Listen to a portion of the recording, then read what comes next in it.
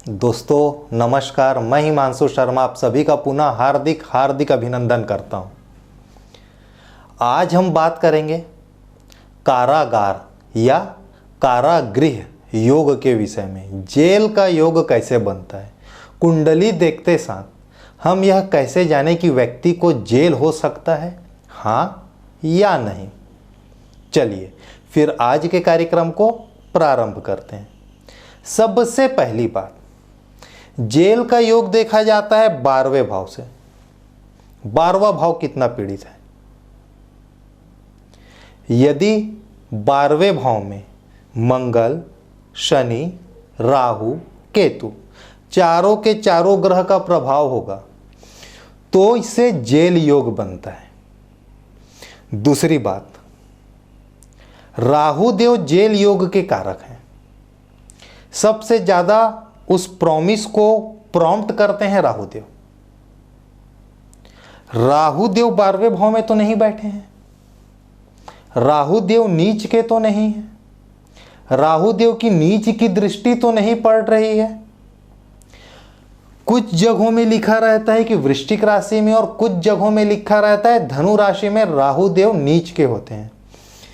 यदि यहां पर 9 नंबर लिखा हुआ है 12वें भाव में और वहां पर राहु देव आके बैठ गए तो एक तो राहु जेल के कारक, नंबर 2 12वां भाव जेल का कारक, नंबर 3 राहु देव वहां पर नीच के भी हो गए। इससे बनता है जेल योग। या 9 नंबर हम मान लेते हैं धनु राशि यहां पर लिखा हुआ है अष्टम भाव में। अब राहु देव की 3 दृष्टियां हैं, 5वीं, 7वीं और 9वीं। यहां पर नीच के बैठे हुए राहु देव की 5वीं दृष्टि 12वें भाव में पड़ेगी। पहला, दूसरा, तीसरा, चौथा और ये 5वां। फिर नीच के राहु की वहां पर दृष्टि पड़ गई, फिर वही जेल योग बन गया। एक चीज ध्यान रखिएगा, यदि लग्नेश मजबूत है, केंद्र त्रिकोण में बैठे हुए हैं, उच्च के हैं, नवमांश में जाकर उच्च के हो गए हैं, उनके पास दिशा का बल है, तो जेल का योग बनने के बाद भी जेल नहीं होता है। नंबर 2, सूर्यदेव प्रतिष्ठा के कारक हैं। यदि सूर्यदेव उच्च के होके बैठे हैं, केंद्र त्रिकोण में बैठे हैं, उनके पास दिशा का बल है जिसे हम दिग बल कहते हैं, नवमांश में जाकर उच्च के हो गए हैं, अपने मित्र की राशि में बैठे हुए हों, शुभ ग्रहों से दृष्ट हो, तो फिर भी जेल नहीं होता है। अंतरदशा और महादशा में लग्नेश, भाग्येश, त्रिकोणेश, केंद्रेश की यदि अंतरदशा और महादशा चल रही हो, फिर जेल नहीं होता है योग बनने के बाद भी। षष्ठेश और अष्टमेश की एक साथ युति हो जाए 12वें भाव में, जेल का योग बनता है। लग्न और लग्नेश दोनों के दोनों पाप कर्तरी में आ जाए, लग्न की दोनों ओर 2 पापक ग्रह हो जाए और लग्नेश के भी दोनों ओर 2 पापक ग्रह हो जाए, इससे भी जेल योग बनता है। दूसरे भाव, 6वें भाव, 8वें भाव और 12वें भाव, चारों के चारों भाव में पापक ग्रह आ जाए। दूसरा भाव, 6वां भाव, 8वां भाव, 12वां भाव, चारों के चारों भाव में पापक ग्रह आ जाए तो एक तो यहां पर लग्न के दोनों तरफ बैठ के उन लोग पाप कर्तरी दोष बनाएंगे। नंबर 2, अष्टम भाव में जो पापक ग्रह बैठा होगा, जो पापी ग्रह बैठे होंगे, उसकी 7वीं दृष्टि पड़ेगी दूसरे भाव में, और 6वें भाव में जो पापक ग्रह बैठे होंगे उसकी दृष्टि पड़ेगी 12वें भाव में। वो दोनों के दोनों ग्रह उस प्रॉमिस को और जबरदस्त मजबूत बनाएंगे, जिससे लग्न न केवल पाप कर्तरी में बल्कि अति पाप कर्तरी में आ जाएगा। फिर बनता है बंधन योग, जेल का योग, कारागार योग, कारागृह योग। लग्न, लग्नेश, चंद्रमा, सूर्य एक साथ सब के सब, लग्न, लग्नेश, चंद्रमा, सूर्य चारों के चारों एक साथ शनि या मंगल या राहु के प्रभाव में आ जाए तो व्यक्ति हद से ज्यादा गुस्से वाला हो जाता है।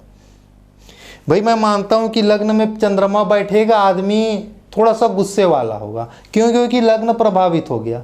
लेकिन हो सकता है कि लग्नेश के ऊपर मंगल की दृष्टि न पड़ रही हो सकता है चंद्र के ऊपर जो नैसर्गिक रूप से लग्न को दिखाते हैं, हो सकता है कि सूर्य के ऊपर जो नैसर्गिक रूप से लग्न को दिखाते हैं उसके ऊपर मंगल की दृष्टि नहीं पड़ रही हो, तो व्यक्ति गुस्से वाला होगा लेकिन उतना हॉट टेम्परामेंट का नहीं होगा।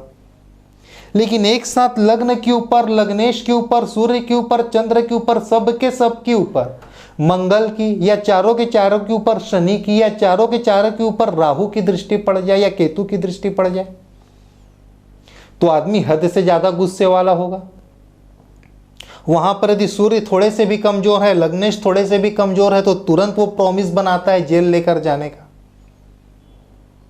यह सब कुछ छोटे छोटे योग हैं जिन्हें देखकर हम इन चीजों का निर्णय लेते हैं कि व्यक्ति को बंधन योग है कि नहीं, जेल योग है कि नहीं, कारागार योग है कि नहीं। चलिए फिर आज के कार्यक्रम को मैं यहीं पर समाप्त करता हूं। अब समय है टिप ऑफ द डे का। हम सभी के सभी अपने मेन डोर में, मेन गेट में, जहां पर से हमारा लकड़ी का दरवाजा, जहां पर से हम पहली बार अपने घर में घुसते हैं, पोर्च वाला लोहे के दरवाजे की बात नहीं कर रहा हूं, लकड़ी का दरवाजा जिसमें हम मुख्यतः ताला लगा के घर से कहीं बाहर आते जाते हैं। Main door, main get it means जो एकदम मेन रोड के पास में है, लोहे का जो पहला बना रहता है जहां पर से हम पोर्च में एंट्री करते हैं। मैं बात कर रहा हूं मेन डोर की। मेन डोर के पास हम हर हमेशा पर्दा लगाते हैं, अमूमन घरों में लगा रहता है। आप उसमें एक छोटा सा घुंघरू अवश्य लगा देवे, एक घंटी अवश्य लगा देवे। जब जब कोई आदमी दरवाजा खोलता है तो पर्दा हिलता है, पर्दा हिलेगा तो उस घुंघरू से, उस घंटी से मधुर ध्वनि निकलती है और इससे हमारे घर में नकारात्मक ऊर्जाएं प्रवेश नहीं करती हैं। ठीक है, छोटा सा एक घुंघरू, घंटी, जो आपको उचित लगे, पर्दे के पास लगाना है। चलिए फिर आज के कार्यक्रम को हम यहीं पर समाप्त कर रहे हैं। अगले कार्यक्रम में मैं फिर एक नए विषय के साथ आपकी सेवा में हाजिर होऊंगा। आज के लिए आप सभी मुझे इजाजत दें। धन्यवाद।